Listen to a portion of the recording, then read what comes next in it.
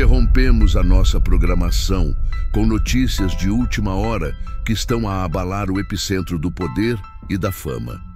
As imagens que nos chegam são do Tribunal Federal de Nova York, onde uma cena de caos absoluto se desenrola. A voz da âncora é séria.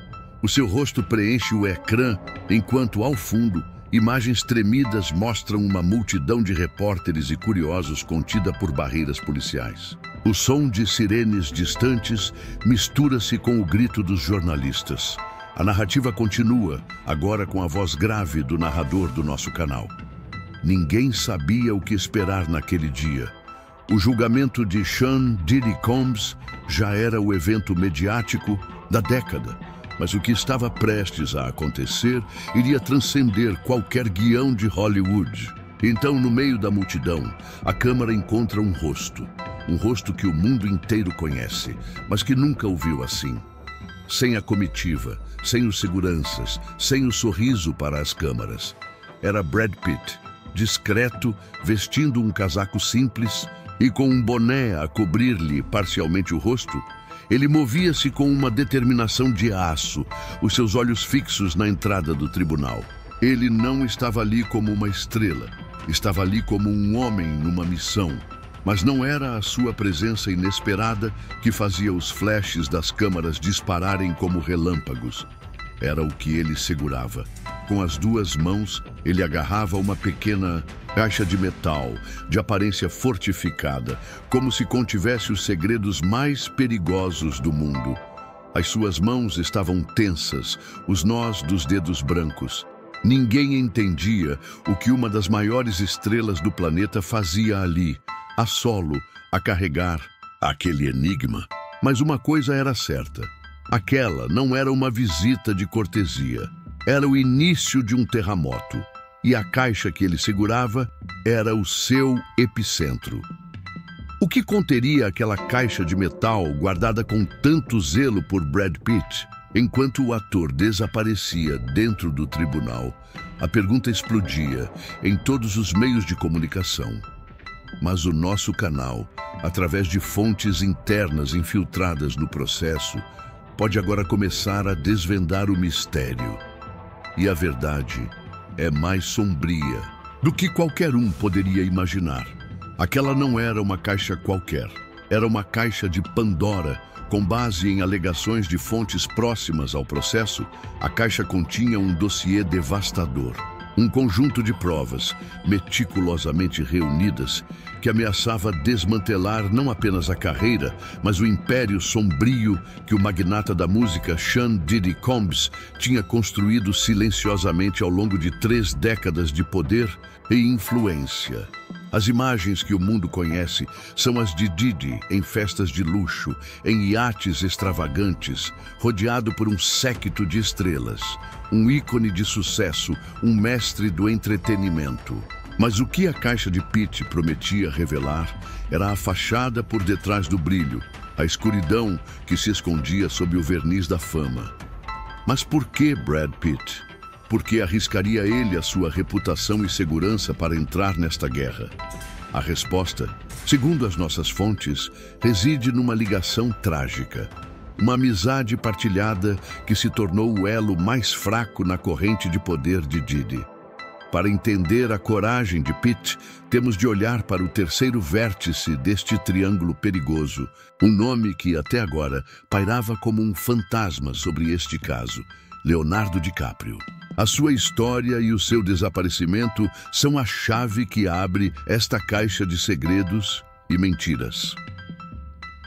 Aos discursos apaixonados nas Nações Unidas, a sua imagem é a de um astro no auge do escândalo. Antes do julgamento, antes de Brad Pitt se tornar o mensageiro da verdade, houve um sil seu poder.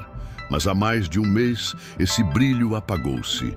E a pergunta que ecoa pelo Zêncio. Um silêncio ensurdecedor que emanava de uma das estrelas mais brilhantes da constelação de Hollywood, corredores do poder em Los Angeles, de forma cada vez mais desesperada, onde está Leonardo DiCaprio? A pergunta que ecoava nos bastidores da indústria há mais de um mês e que agora ganha uma nova e terrível relevância é Onde está Leonardo DiCaprio? A sua ascensão foi meteórica. De jovem, seu desaparecimento foi súbito e total. O seu telemóvel, normalmente um fluxo constante de comunicação, promessa a ícone global. A sua vida era um livro aberto, cada passo documentado pela imprensa, até que emudeceu. As suas redes sociais, antes tão ativas, congelaram no tempo. Sem mensagens para os amigos, subitamente, as páginas ficaram em branco. O seu telemóvel deixou de atender. As suas redes sociais, antes chamadas para a família. Um silêncio absoluto, tão profundo que se tornou ensurdecedor. Inicialmente, a tão ativas emudeceram. Os tabloides, primeiro com especulação e depois com um pânico crescente, imprensa tratou o caso como um capricho de uma estrela à procura de isolamento. Mas à medida que os dias se transformaram em semanas, a preocupação tornou-se pânico. A sua família, desesperada, estampavam o seu rosto em manchetes que perguntavam o que ninguém se atrevia a responder. Fonte respostas. E o seu amigo mais próximo, o seu confidente por mais de 2 décadas, Brad Pitt, recusou-se às próximas da família. Devastada, revelaram à nossa equipa que a polícia, apesar de ter lançado uma investigação, ofere aceitar as desculpas vagas e as respostas evasivas da polícia, que apesar de abrir uma investigação, pareceu apenas respostas vagas e evasivas, como se estivesse a esbarrar contra um muro invisível de influência. A CIA está a andar em círculos. As nossas fontes indicam que foi Pitt quem começou a ligar os pontos. Frustração crescia. E foi no meio desse vácuo de poder e de respostas que um amigo decidiu agir. Brad sentia que o desaparecimento do seu amigo não era um acaso, mas sim uma peça de um puzzle muito mais sinistro. Pitt, o seu confidente por mais de 2 décadas, o homem com quem partilhou passadeiras vermelhas e uma peça que se encaixava perfeitamente no mundo de excessos e segredos de Sean Diddy. Combs, segredos de bastidores, recusou-se a aceitar o silêncio. Ele sabia que Leo não era do Pitt. Percebeu que, se as vias oficiais não lhe davam respostas, talvez fosse porque faziam parte do problema, tipo que desaparece sem deixar rastro. A sua ausência não era um capricho, era um sinal de... E se a justiça não ia até ele teria de levar a justiça pessoalmente até as portas do Tribunal Perigo. Pitt começou a sua própria investigação, longe dos holofotes, movendo as suas peças neste perigoso Chad. A missão de encontrar Leo tinha se tornado uma cruzada, e a caixa de metal era a sua única arma res. Ele estava convencido de que o desaparecimento do seu amigo estava intrinsecamente ligado ao homem com quem ambos tinham, em tempos, partilhado sorrisos e brindes. Sean Diddy Combs. O silêncio de Leo, temia Pitt, era a prova da profundidade da escuridão de Diddy. Para entender a coragem de Brad Pitt, é preciso primeiro entender a dimensão do monstro que ele decidiu enfrentar. Sean Diddy Combs não construiu apenas uma gravadora, ele ergueu um império.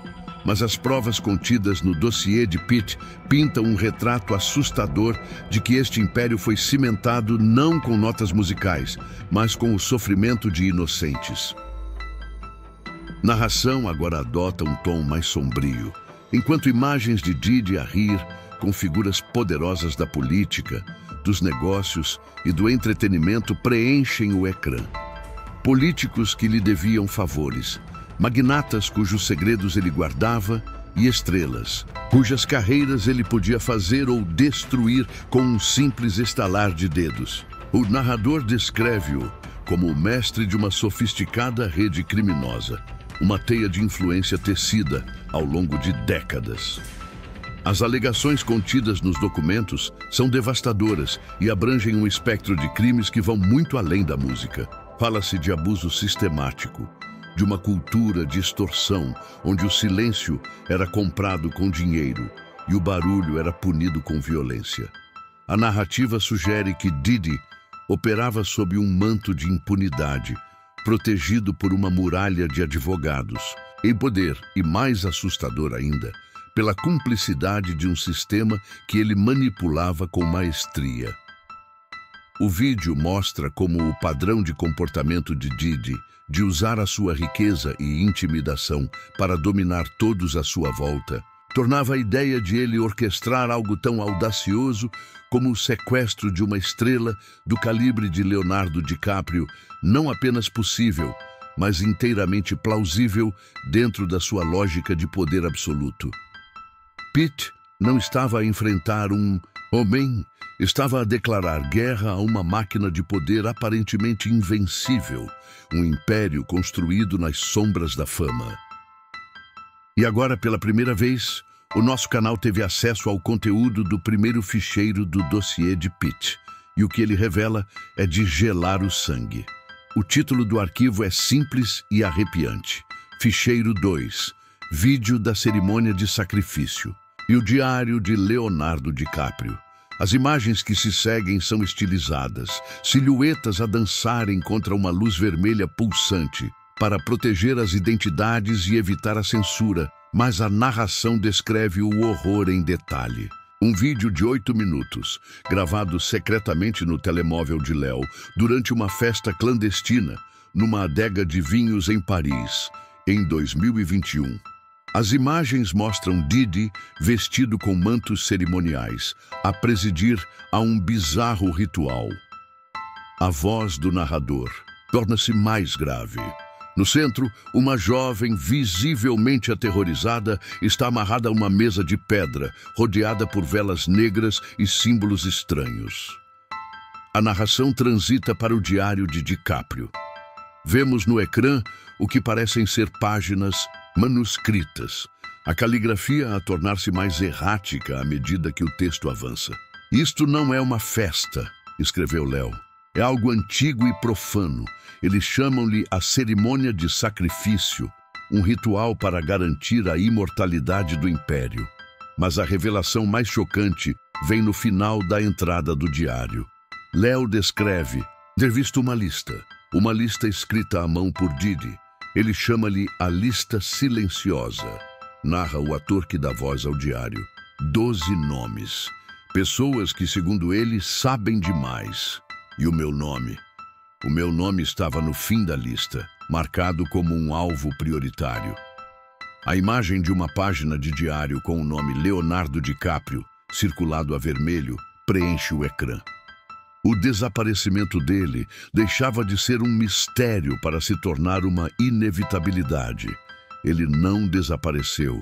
Ele foi silenciado. Se a primeira revelação foi chocante, a segunda é cataclísmica. Ela expõe uma operação tão vasta e tão bem organizada que desafia a imaginação. O narrador anuncia: Ficheiro 3, os documentos do Projeto Babilônia. O que se segue é uma torrente de informações que redefine completamente a imagem pública de Diddy, transformando-o de um magnata da música num barão do crime global. No ecrã, animações de documentos classificados, com o carimbo Projeto Babilônia, são abertos um a um.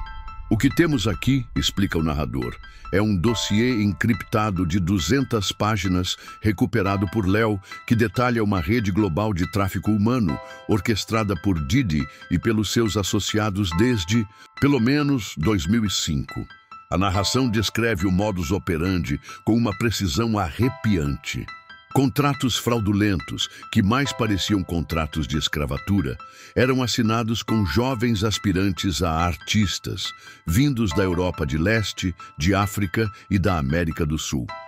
Eram-lhes prometidas carreiras de modelo ou de música nos Estados Unidos.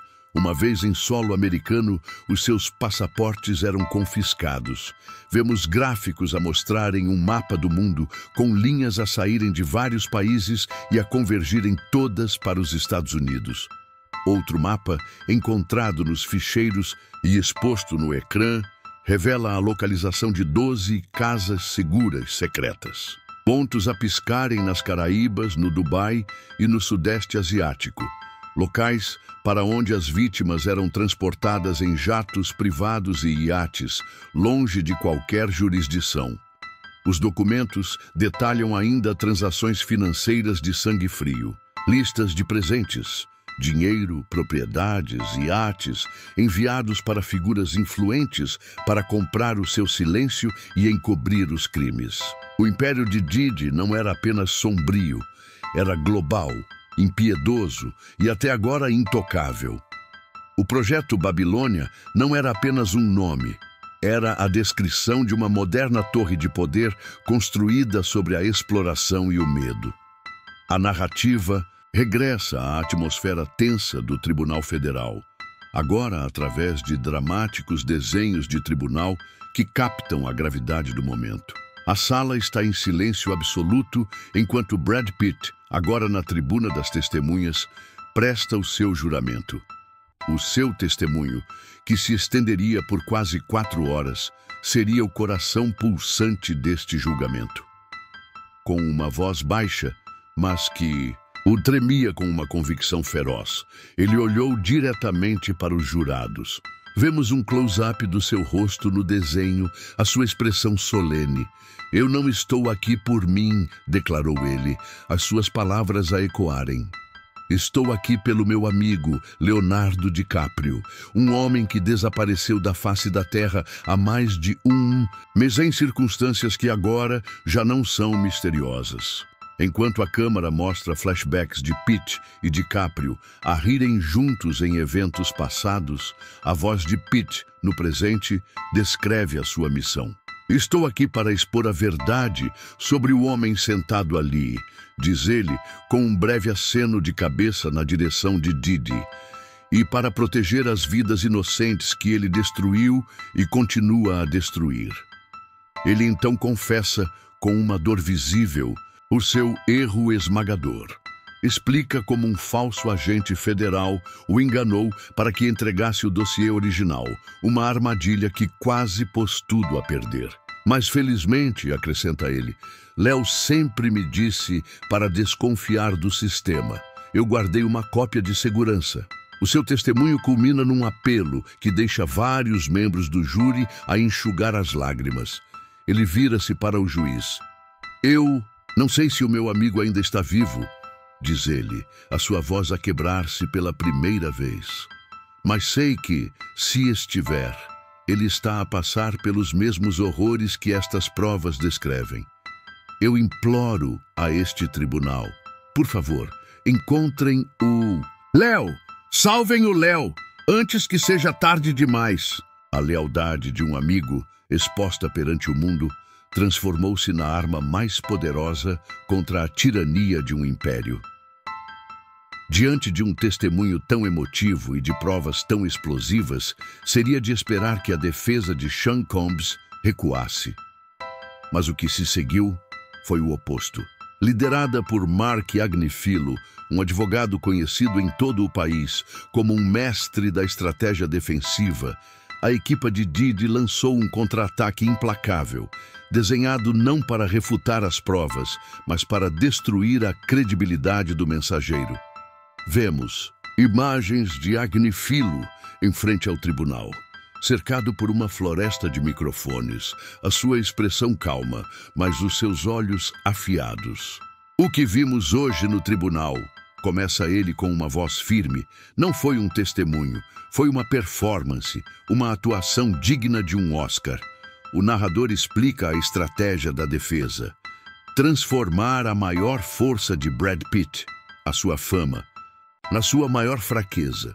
O Sr. Pitt é um dos maiores atores da sua geração, um homem com um dom inigualável para a transformação, declarou Agnifilo com uma ironia cortante.